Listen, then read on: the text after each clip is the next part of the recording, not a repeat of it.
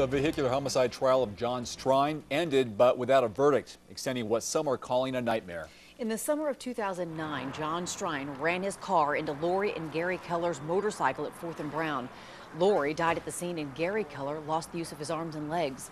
Strine, who had been drinking earlier, was charged with vehicular homicide. Families of the victims had to sit through a 3-week trial, only to get to the end and realize their nightmare was far from over. KXLY4's Tori Brunetti live at the Public Safety Building. Tori, what happened in court yesterday is rare. Yeah, attorneys and the judges on both sides of this case said they've never witnessed anything like they saw yesterday in the court. The jury came back with a not guilty verdict, but then a polling of the jury showed that that verdict was not unanimous. Verdict Form A. Yesterday's verdict reading started like any other. We, the jury, find the defendant, Jon A. Strine, not guilty of the crime of vehicular homicide as charged in count 1. The family of Lorri and Gary Keller are immediately shaken by hearing this man, Jon Strine, is found not guilty. After the judge finishes, she starts to poll the jury, which also goes as normal. Juror number 1, is this your verdict? Until Judge Eitzen gets to juror number 3.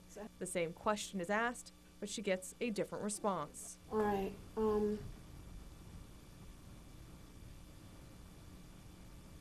this is not your verdict? The entire jury was polled, and only half the jury thought that Strine was not guilty. The other half thought he was guilty. I know this has been very difficult for everyone involved. A mistrial is declared. Children and friends of Lorri Keller say they are in shock any member of the jury would think Strine is not guilty. They say they are extremely upset they have to go through this entire process again, but they are willing to in hopes of reaching a guilty verdict. Everyone is wondering why the jury would first enter a not guilty verdict knowing it has to be unanimous and then tell the judge they are split.